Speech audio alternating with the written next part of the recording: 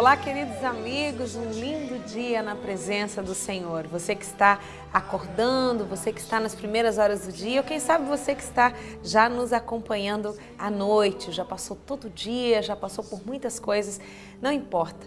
Que o seu coração cada dia mais possa procurar a vida em Deus. Porque quando você procura a vida em Deus, meu querido, pode acontecer coisas boas, coisas ruins, desafios, você vai se mover pela palavra de Deus e você vai ser um vencedor em todas as situações, sejam elas situações boas, sejam elas situações não tão boas ou quem sabe situações bem difíceis, porque o Senhor nos leva a viver acima da média. Nós deixamos de viver uma vida medíocre, pautada na mesmice e passamos a viver a intensidade dos propósitos de Deus. Convido você para ficar com a gente nessa próxima meia hora, a segunda ministração do nosso quadro Palavra Rema, do tema Gerando a Herança Profética, que nós começamos na semana passada com o pastor Evaldo Coelho, e hoje vamos mergulhar um pouco mais naquilo que o Senhor tem revelado ao coração do seu filho, do seu servo pastor Evaldo, e trazido para as nossas vidas. Meus queridos, você quer mandar o seu e-mail, temos o nosso contato aí na tela, devocionalintimidade@tvmca.com.br. No Facebook nós temos 2 páginas,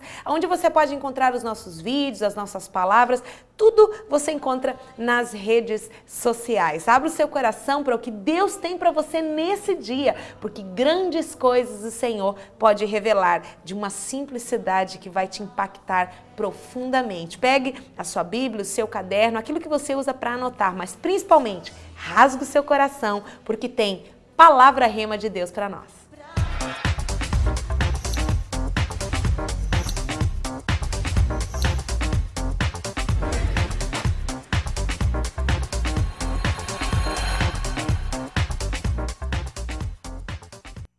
Seja bem-vindo ao nosso cantinho especial de adoração aqui no Devocional Intimidade. Meu querido amigo, pastor Evaldo Coelho, essa palavra amigo eu quase sempre uso, né? E amigo? Amigo, ele é para todas as horas, né, pastor? Amigo é mais do que o irmão, já diz o profeta, né? Que bom estar aqui, Mônica. Creio que o tema de hoje será um tema importante. Eu fiquei impactado por essa revelação. E pessoas são diferentes, tem pessoas que gostam muito de um texto e outras nem tanto. Mas pudera que a pessoa fique apaixonada por essa palavra que você vai ler, eu creio que Deus estará falando aos nossos corações. Glória a Deus. Nós temos então o nosso tema, o tema que nós começamos a estudar na semana passada é Gerando a Herança Profética, entendendo que todos nós temos uma responsabilidade geracional. Eu e você temos dentro de nós a essência divina e cabe a nós estabelecermos isso geração após geração. E sabe quando isso começa? Hoje, agora, nas decisões que nós tomamos agora, no quanto nós damos valor às revelações da palavra de Deus, ao conhecimento da palavra de Deus e de vivermos esta palavra. Para esse tema nós temos 2 textos bases, que é o texto de 1 Reis, capítulo 18, versículos 1 a 5 e também 2 Reis 4, 1 a 5. Hoje nós vamos meditar no segundo texto, pastor? Sim, no segundo texto. Eu não queria que você lesse já, eu quero fazer uma introdução, fazer um pano de fundo, e quando você lê, eu quero fazer uma pergunta. Nós estudamos no programa passado, em 1 Reis, capítulo 18, que Obadias, ele guardou 2 escolas de profeta dentro de cavernas, e sustentou a pão e a água. Esta alimentação é muito barata, se não fosse os 3 anos e meio de escassez. Então, talvez esse homem teve que vender aquilo que tinha, contrair dívidas para comprar um pouco mais de trigo importado, para importar um pouco de água. E o que nós meditamos na semana passada é que talvez ele também tivesse que levar esta comida na casa das suas famílias, porque Jezabel estava perseguindo a família dos profetas. Hoje a gente sabe que a mulher de um preso, ela recebe um salário de manutenção. O governo faz esse trabalho. Mas naqueles dias o governo estava contra a família do preso. E eles estavam presos e escondidos. Então a família tinha que estar amparada. E esse homem contraiu uma grande dívida, trazendo prejuízos para a sua própria família. E ele vai conseguir uma herança tremenda, algo muito, muito maravilhoso. O problema é que ele veio a óbito.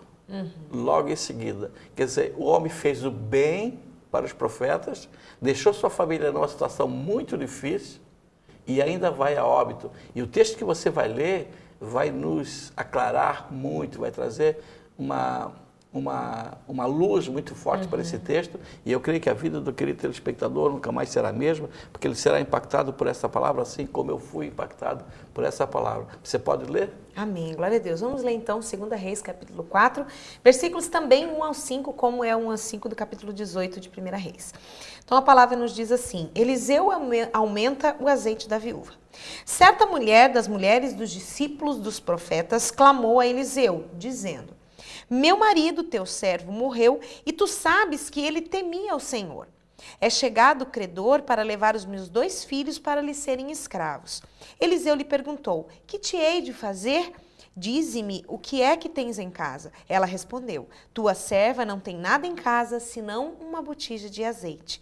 Então disse ele: Vai, pede emprestadas vasilhas e todos os teus vizinhos, vasilhas vazias, não poucas, preste atenção. Então entra e fecha a porta sobre ti e sobre teus filhos. E deita o teu azeite em todas aquelas vasilhas, põe a parte a que estiver cheia. Partiu, pois, dele e fechou a porta sobre si e sobre seus filhos. Estes lhe chegavam as vasilhas e ela as enchia. Posso ler também o versículo 6, pastor? Pode. Que diz assim, ó: Cheias as vasilhas, disse ela a um dos filhos: Chega-me aqui mais uma vasilha. Mas ele respondeu: Não há mais vasilha nenhuma. E o azeite parou. Mônica, querido telespectador, veja que coisa tremenda. Eu estou ouvindo a palavra há 42 anos. E eu nunca soube de quem essa mulher era viúva. Descobrimos que ela era viúva de quem? De Obadias. Obadias, o servo do rei Acabe. Aquele homem que estava guardando 50 profetas numa caverna e 50 na outra. Aquele homem que prejudicou a sua própria vida financeira, aquele homem que gastou a sua vida. Mônica, foram muitas as pessoas que gastaram a sua vida no Evangelho. Muitas pessoas, eu conheço muitas pessoas que consumiram o seu carrinho. O carrinho ficou velho, caiu os pedaços e investiu no reino. Muitas pessoas. Eu tenho inúmeras pessoas que eu conheço que gastaram a sua vida por amor ao Evangelho. Muitos que gastam, né? E eu fico com pena? Não. Eles fizeram o melhor que eles podiam fazer para Deus e com certeza serão recompensados. Se não forem na vida deles, serão na vida da família. Este homem que faleceu deixou a mulher numa situação muito difícil. Aí eu posso te perguntar, Mônica, querido telespectador, Deus foi injusto com eles? Não. Eu queria que você levantasse o livro. Este livro é um livro maravilhoso, História dos Hebreus. Esse livro, Mônica, ele é escrito por Flávio Joséfo. Flávio Joséfo é um homem judeu que nasceu no ano 37, portanto, 4 anos depois de Jesus falecer.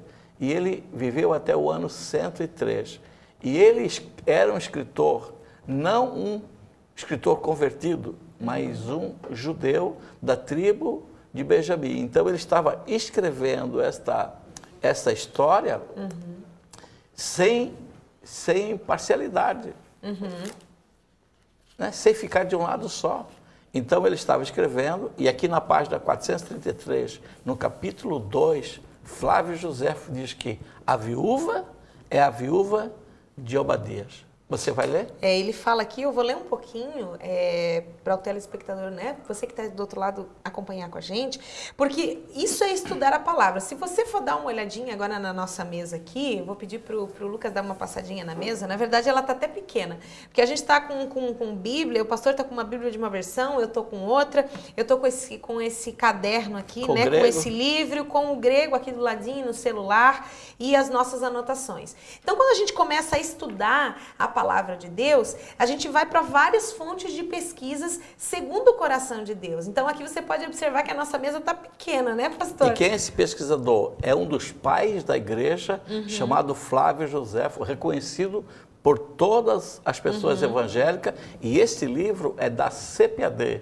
né? Que é uma organização das Assembleias de Deus do Brasil. Então, esse livro é de muita veracidade e reconhecido por todos como uma fonte fidedigna.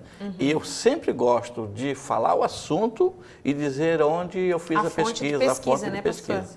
Porque, na verdade, aqui, ó, no capítulo 4, se você for ler a Bíblia, ela diz assim, certa mulher das mulheres dos discípulos dos profetas. Ele não nomeia quem é essa mulher, né? Mas aí você mergulha no estudo da Bíblia, naquilo que está implícito, e Deus traz as ferramentas para que a gente possa estudar pessoas como Flávio Joséfo, homens através da história, e há um resgate. Jerônimos, são outros pais da igreja que trazem informações que pode fazer um complemento, históricas, de contexto, que são uma benção. Tudo. Então, lá na página 433, é um livro bastante grosso, né? Um livro com muitas informações, porque ela foi agrupada, eram vários livros, ele foi agrupado hoje num livro só, né? Então, no capítulo 2, na página 433, então diz assim, ó, 2 Reis 4, a viúva de Obadias, o mordomo do rei Acabe veio dizer ao profeta que, não tendo meio de restituir o dinheiro que seu marido havia emprestado para alimentar os 100 profetas, que, como Eliseu devia saber, ele salvara da perseguição de Jezabel. Os credores queriam tomá-la como escrava e também a seus filhos. Então, aqui ele traz vários pontos, vários detalhes. Até na tela também a gente colocou o texto para você estar acompanhando. Porque aqui ela fala 3 pontos. Primeiro, mostra que ela era a viúva de Obadias. Segundo, fala acerca do profeta Eliseu, que ele sabia o que tinha acontecido. Detalhe, Elias foi depois de Eliseu, me enrolei aqui, Eliseu veio depois de Elias, né? Exatamente. Eliseu era da escola de Elias e Obadias também era da escola de Elias. Então, na realidade, o que o texto mostra é que os dois eram alunos. Porém, Obadias, estava exercendo uma função no palácio. É muito importante quando as pessoas que conhecem a palavra têm um cargo público importante. Então, eu quero apimentar um pouquinho essa conversa. E a gente vai falar isso no próximo bloco. Não pode ser agora? Não, porque o nosso bloco já estourou, pastor. Então, são só 30 segundinhos, mas não sai daí, porque tem muita coisa. Tchau. A vitória vem, mesmo que pareça que é o fim. Você crê sim? Pois tu és fiel.